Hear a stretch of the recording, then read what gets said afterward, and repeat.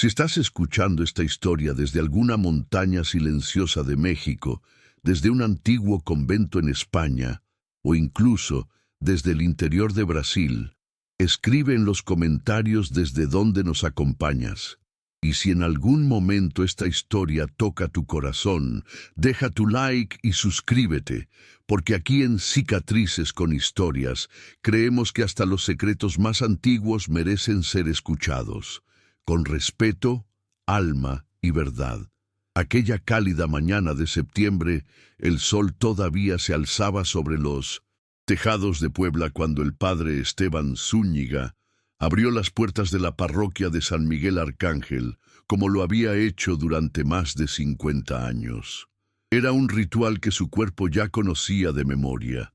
La mano que abría el candado antiguo, el suave crujido de la madera centenaria, el olor a cera derretida y oraciones acumuladas.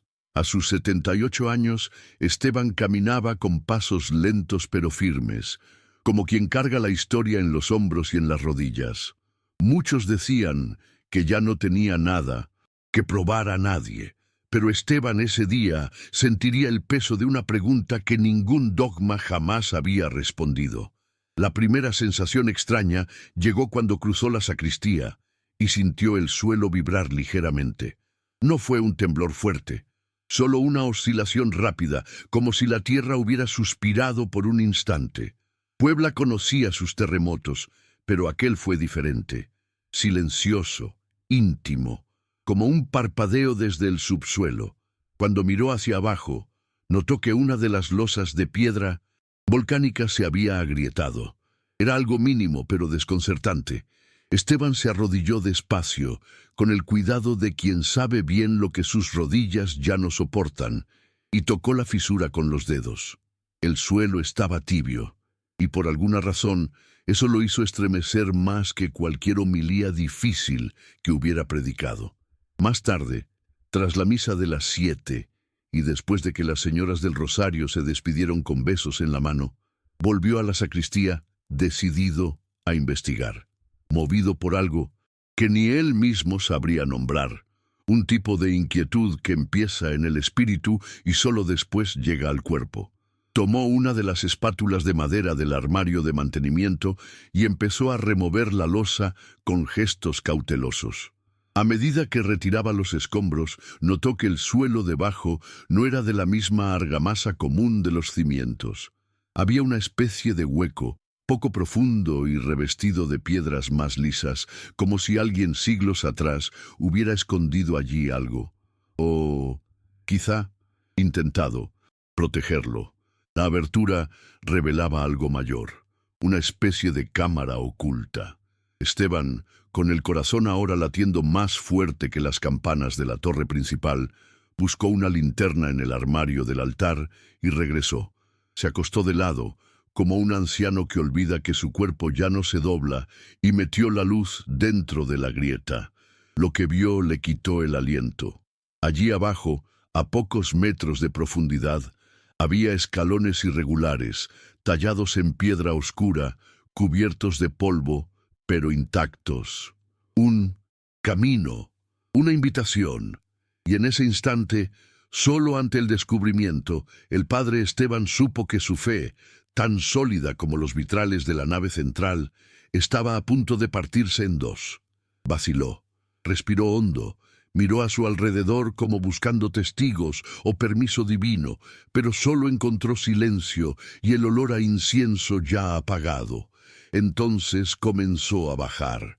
Los escalones crujían como huesos antiguos, y el aire era húmedo, cargado de siglos. La linterna temblaba en su mano, no solo por el esfuerzo físico, sino porque algo en lo profundo de él sabía que no había vuelta atrás. El descenso duró pocos minutos, pero pareció una travesía. Cuando finalmente llegó al final de la escalera, se dio cuenta de que estaba dentro de una sala abovedada, iluminada tenuemente por rendijas de luz que venían sabe Dios de dónde. Y allí, en el centro de ese espacio escondido bajo los cimientos de la iglesia, había un altar esculpido con precisión, pero no cristiano, o mejor dicho, no solo cristiano. El altar frente a él parecía tallado a mano, con un cuidado y una devoción imposibles de ignorar. Tenía forma de cruz, sí, pero en su centro no colgaba un Cristo agonizante, como los que Esteban había contemplado durante toda su vida. En su lugar, una figura alada, con cuerpo humano y cabeza de serpiente emplumada, extendía los brazos como si abrazara el espacio. A su alrededor, pequeñas velas apagadas, platos de barro con restos secos de flores de cempasúchil, granos de maíz y copal petrificado. Era una escena sagrada, pero no reconocida por el Vaticano, y sin embargo, algo en ese aire cálido y denso le decía que allí se rezaba, que allí alguien había amado a Dios, aunque con otro nombre. Esteban retrocedió un paso. El sonido de su propia respiración le pareció excesivo. Nunca antes había sentido algo tan parecido a estar fuera del tiempo. Allí abajo no llegaban los ecos del tráfico, ni las voces de los fieles, ni siquiera el repicar de las campanas. Solo ese olor a tierra antigua, al inmamisientos, humo antiguo, a fe antigua, y una certeza creciente en su pecho. Esto no era una ruina olvidada, no era una cámara funeraria ni un viejo depósito de objetos litúrgicos, era una iglesia, viva, silenciosa, pero viva. Un templo escondido por siglos bajo otro templo, una fe debajo de otra fe. Se acercó con respeto. No tocó nada, pero se inclinó como lo haría ante cualquier altar. Sintió que sus rodillas crujían, pero también que su alma se abría. Observó los murales en las paredes, casi intactos, preservados por la sombra y el silencio. Imágenes de la Virgen María rodeada por soles y serpientes, un San Miguel con penacho luchando contra demonios que tenían rostros de conquistadores, un Cristo crucificado sí, pero acompañado por Tonantzin y Quetzalcóatl. Era una iconografía imposible y sin embargo estremecedoramente coherente, como si siglos de dolor y resistencia hubieran encontrado allí, en secreto, una forma de reconciliarse. Volvió al altar y notó algo más, un pequeño banco de madera, liso por el uso.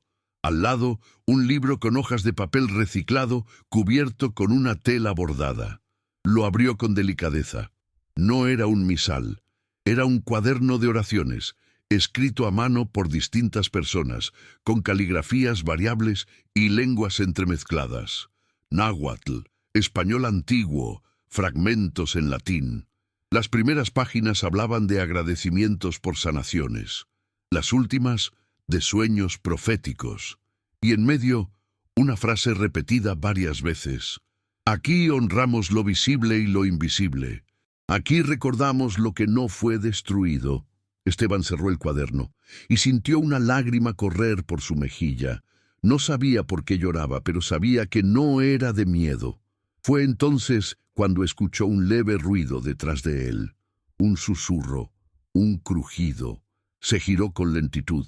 En la penumbra, apenas iluminado por la linterna que él mismo había dejado sobre una piedra, distinguió una figura. No era una aparición, ni un espectro. Era un joven, vivo, de carne, hueso y mirada tranquila.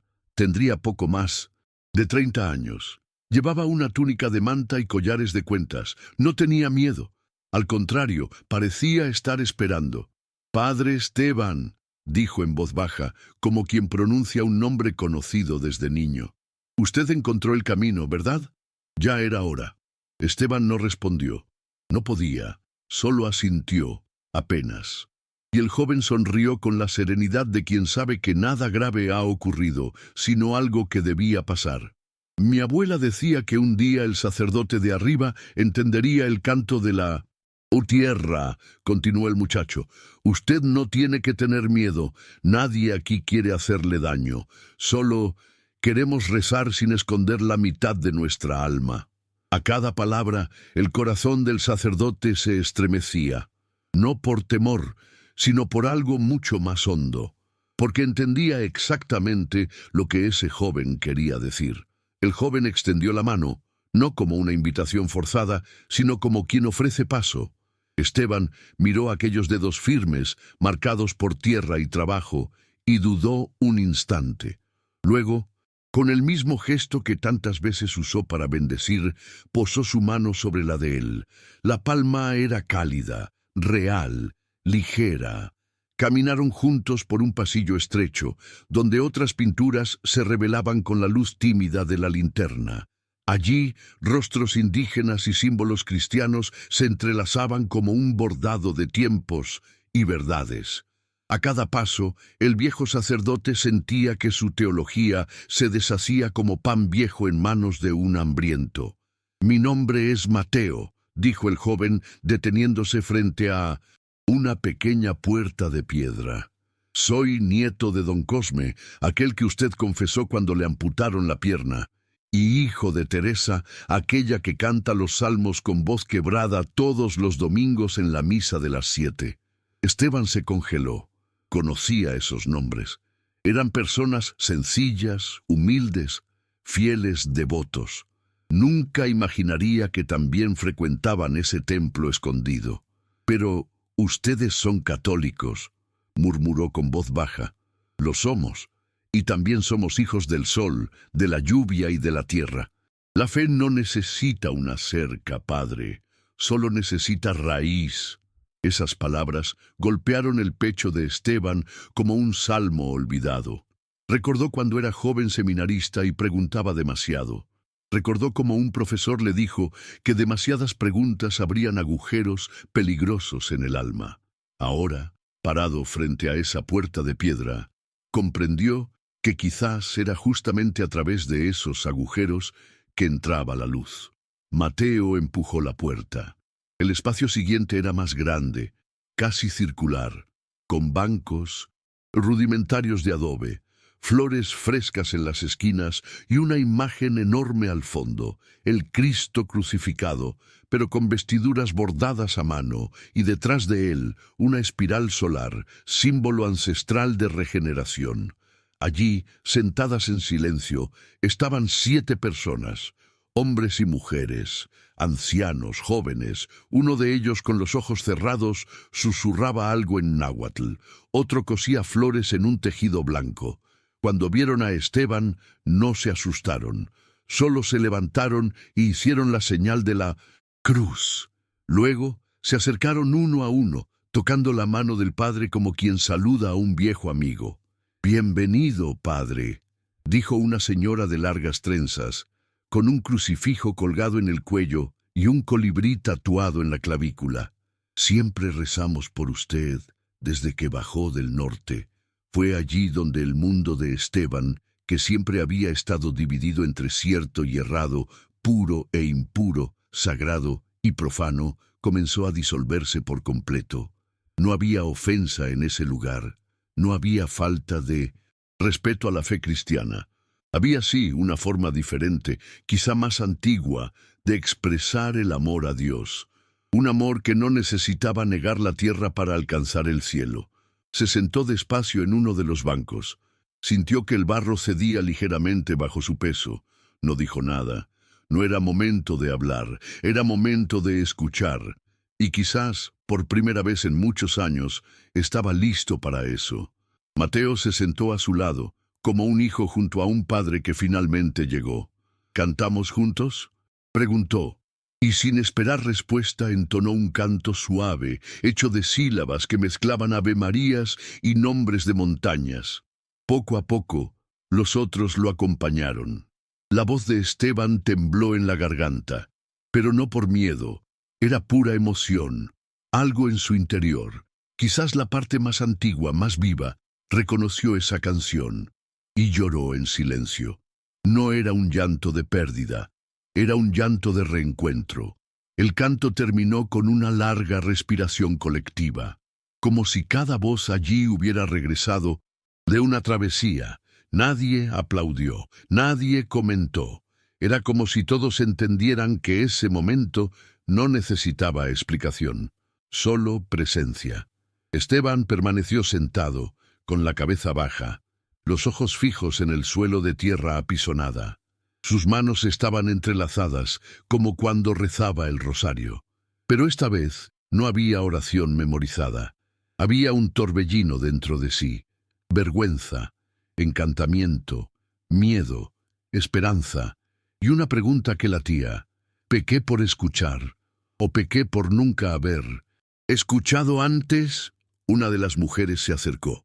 Traía en las manos una jarra de barro con agua y hojas de menta. Esteban aceptó el vaso con ambas manos, como si recibiera la hostia consagrada. El agua estaba fría, aromática, y en ese sorbo sintió algo que no podía explicar, como si por primera vez estuviera siendo acogido por algo más grande que su propia fe, como si estuviera siendo perdonado sin culpa. Mi abuela decía que el agua que baja del cerro siempre sabe quién la necesita, murmuró la mujer antes de volver a su lugar. Y Esteban sintió que esas palabras no venían solo de una costumbre antigua, venían de un saber más profundo que los libros. Mateo entonces lo condujo por un pequeño ala lateral, donde una serie de imágenes estaban dispuestas como un corredor de la memoria. Había retratos de niños con trajes de comunión junto a pequeños tótems de madera. Fotos antiguas de bodas celebradas en la iglesia de arriba, y debajo de ellas ofrendas hechas en nombre de dioses olvidados, bien por los colonizadores. «Este es nuestro archivo, padre», dijo el joven.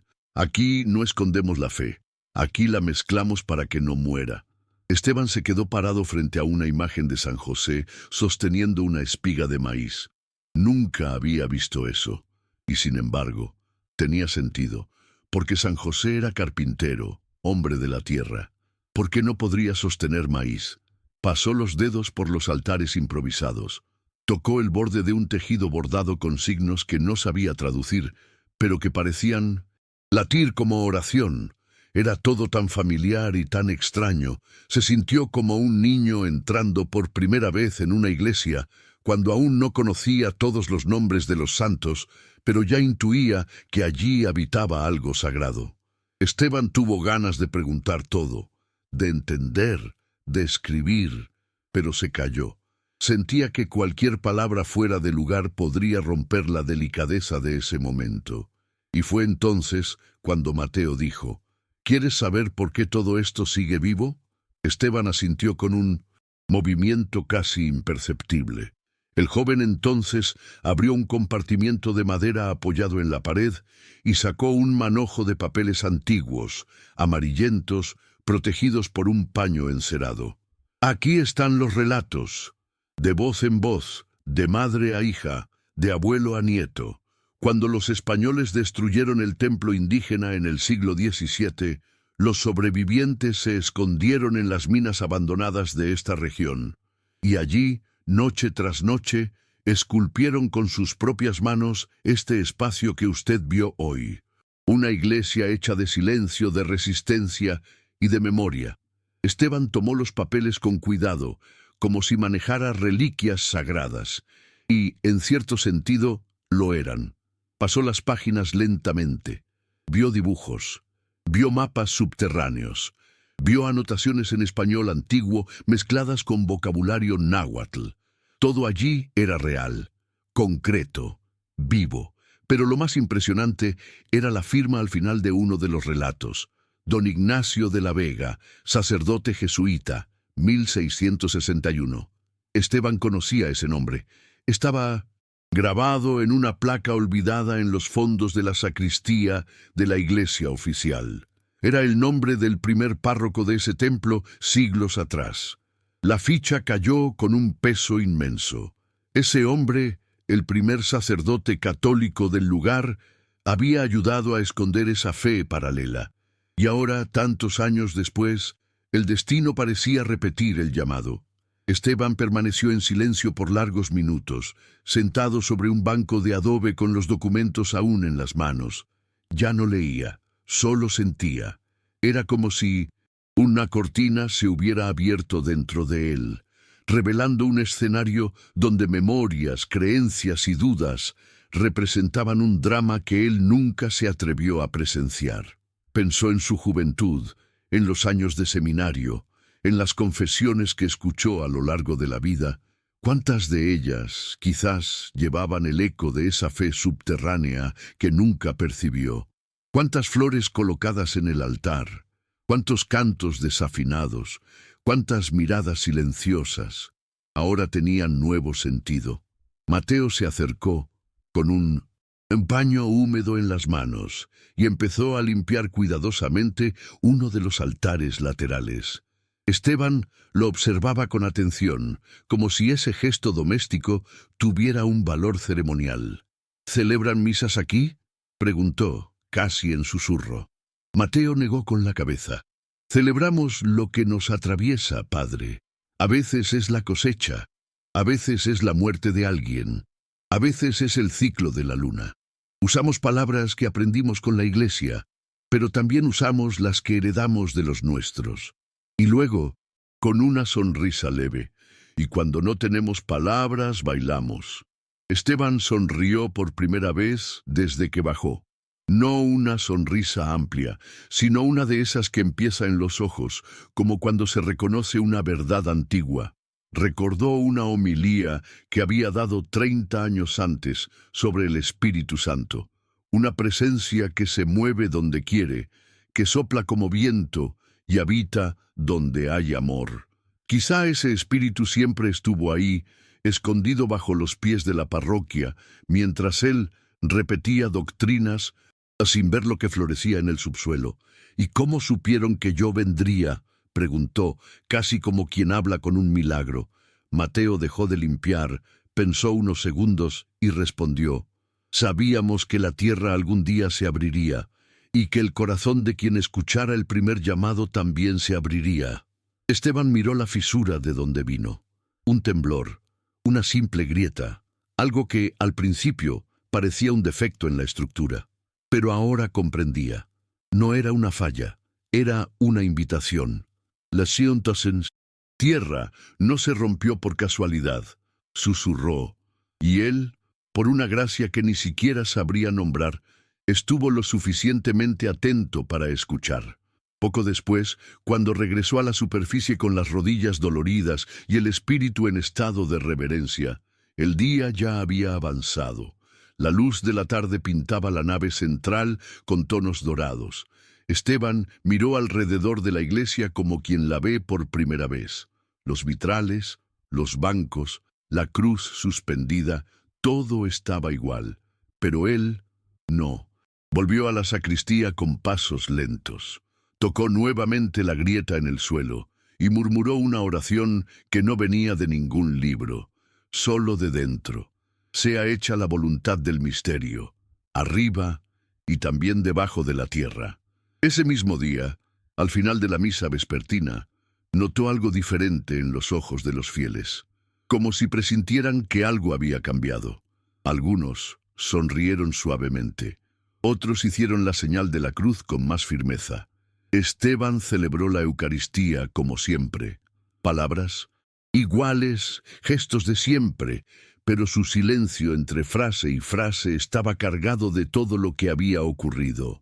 Cuando se despidió de la última señora, que besó su mano y salió de la iglesia, volvió a la sacristía, cerró la puerta y movió discretamente una pequeña alfombra sobre la fisura, no por vergüenza, sino por cuidado, porque ahora era guardián de dos templos, el visible y el invisible. En los días siguientes, Esteban mantuvo su rutina como siempre.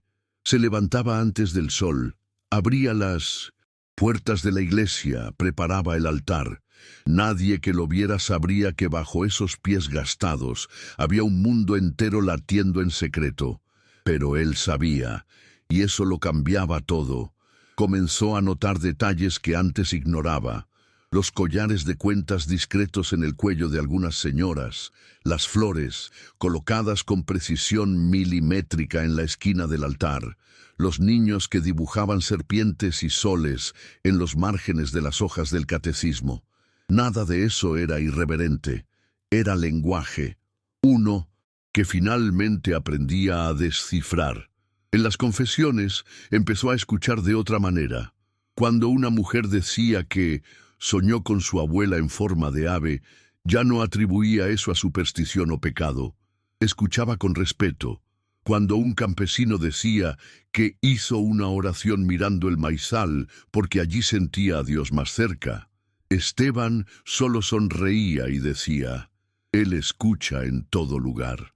Nunca antes había sentido la fe como un puente. Ahora era eso, un camino entre márgenes que él juzgaba opuestos, pero que quizás siempre fueron vecinos. Mateo volvía al templo subterráneo con frecuencia. Nunca pedía nada. A veces solo dejaba una nota escondida en el viejo armario de la sacristía. Una flor, un símbolo dibujado con carbón o un aviso de que habría celebración de la tierra en la próxima luna nueva. Esteban leía las notas con una mezcla de ternura y temor. Sabía que no podía convertir eso en anuncio público. El Vaticano jamás lo permitiría. Pero también sabía que no podía fingir que eso no existía. Así que eligió el camino del silencio activo, proteger sin asumir, cuidar sin interferir. Y ese silencio comenzó a transformarse en gestos. Una vez, al preparar el altar para el Domingo de Ramos, Esteban mezcló discretamente entre las ramas una pequeña cinta roja, símbolo ancestral de protección usado en las sierras vecinas. Nadie comentó, pero vio los ojos de Teresa, madre de Mateo, brillar cuando se acercó al altar. Otro domingo, durante la homilía, citó un pasaje del Evangelio, diciendo: «Hay muchas moradas en la casa de mi Padre». Y luego hizo una pausa, lo suficientemente larga para que quienes supieran. Poco a poco, los fieles más antiguos comenzaron a notar algo diferente en el modo del Padre. No era solo que hablaba con más calma, era como si su voz tuviera otra textura, como si viniera de un lugar más profundo. Uno de los monaguillos comentó con la hermana: «El Padre ahora parece que ve más de lo que nosotros vemos». Y quizás era verdad. Esteban ahora veía por dentro. Los salmos, las procesiones, los bautismos, todo tenía una capa más, una dimensión invisible, pero presente. Y cada vez que cruzaba la sacristía, pasaba los dedos suavemente sobre la grieta en el suelo, como quien saluda a una vieja amiga. El día de la fiesta de San Miguel, la iglesia estuvo llena. Fieles vinieron de comunidades vecinas, como todos los años. Flores, cantos, incienso. Esteban celebró con fervor, pero al final de la misa pidió unos minutos antes de cerrar. Subió al púlpito y, con voz firme, dijo: «Hay cosas que la tierra guarda por siglos, y cuando decide revelar es porque estamos listos para escuchar. Lo sagrado no está solo donde decimos que está. A veces está donde el silencio resistió por generaciones. Que la fe de ustedes nunca se limite a un techo o a una palabra, que crezca como el maíz, con raíces profundas y hojas que bailan con el viento». La iglesia guardó silencio. Algunos no entendieron, otros sonrieron discretamente, pero todos sintieron algo. En la noche de luna llena, semanas después de la fiesta de San Miguel, Esteban recibió una nueva nota, diferente de las anteriores, escrita con caligrafía firme y ceremonial. «Celebraremos la Pascua y la tierra. Usted está invitado. Traiga solo su corazón limpio». No había fecha porque no hacía falta. Esa noche era la noche. Esteban se preparó como para la misa. Baño tibio, sotana limpia, sandalias antiguas. Pero no llevó el cáliz de plata ni los ornamentos dorados. Llevó un pequeño frasco de aceite, una vela blanca y un pañuelo que pertenecía a su madre, con olor a lavanda. Sentía que debía ir como hombre, no como autoridad. El descenso al templo subterráneo pareció diferente a aquella primera vez. Ahora conocía los escalones, el olor de la piedra, el sonido del silencio. Cuando llegó al salón circular, la cámara ya estaba iluminada por decenas de velas. Flores coloridas cubrían el suelo. En el centro, el altar de siempre, pero con dos imágenes lado a lado, el Cristo crucificado y una representación de Quetzalcóatl en madera oscura, con ojos de obsidiana. Alrededor, unas 20 personas se acomodaban en semicírculo. Mateo lo esperaba, vestido con túnica blanca y faja roja en la cintura. Cuando Esteban entró, nadie se levantó. Solo inclinaron la cabeza en señal de bienvenida. Se sentó junto a Mateo. No habló, solo respiró. El ritual comenzó con cantos en náhuatl y tambores suaves, seguidos de lecturas hechas por voces femeninas, fragmentos del Evangelio, mezclados con poemas de origen tolteca. Después, una joven se levantó con una vela encendida y dijo: «Este fuego es el mismo que encendió las primeras palabras del mundo». Otra señora se acercó al altar y depositó un puñado de maíz y pétalos de rosas blancas. Cuando llegó el turno de Esteban, solo se arrodilló. Tocó el suelo con la palma de la mano derecha y dijo, con voz temblorosa: «Que el espíritu que sopla sobre los campos también nos fecunde por dentro». Fue todo. Nada más era necesario. La ceremonia siguió con danzas lentas, gestos suaves, lágrimas silenciosas. En un momento, un niño pequeño se acercó a Esteban y le entregó un ramo de ruda y romero. Él lo aceptó con ambas manos y sus ojos se llenaron de lágrimas. Nunca había sentido el peso simbólico de un gesto tan sencillo. Allí no era el padre, era el hombre que reconocía la fe viva en las pequeñas cosas. Aquella noche sintió que estaba, de verdad, en comunión, no solo con Dios, sino con el tiempo, con la tierra, con quienes vinieron antes y con quienes aún vendrían. Cuando la ceremonia terminó, nadie dijo amén. No hubo cierre rígido. Las personas se abrazaron con delicadeza, algunas dejaron alimentos en el altar, otras solo sonrieron y salieron en silencio por los túneles. Esteban permaneció sentado un tiempo, mirando las sombras bailar en la pared. Sabía que esa memoria viviría en él hasta el último día. Sabía que no podría compartirla con todos. Quizá ni siquiera debía hacerlo. Pero también sabía que, a partir de allí, no celebraría ninguna misa igual, porque ahora llevaba en lo más profundo una llama encendida por dos tradiciones que, lejos de anularse, se complementaban. A la mañana siguiente, al volver a la iglesia principal, Esteban celebró la misa de la resurrección con la voz más firme que había usado en años. No hizo nada extraordinario, solo predicó como siempre. Pero cuando dijo, «Cristo vive», algo en su entonación parecía que hablaba con todos los mundos a la vez, el de arriba y el de abajo, el visible y el invisible. Algunos fieles lloraron, otros solo cerraron los ojos. La fe ese día dejó de ser doctrina para convertirse en experiencia. En los meses que siguieron, Esteban comenzó a escribir todas las noches. No sermones, ni artículos teológicos. Escribía en cuadernos simples, de tapa blanda, con tinta azul y letra calmada. Registraba las historias que escuchaba, los símbolos que descubría, los nombres que antes ignoraba. No para publicar, sino para preservar. Era como si quisiera asegurar que si algún día la tierra volviera a cerrar sus puertas, al menos la memoria quedaría abierta.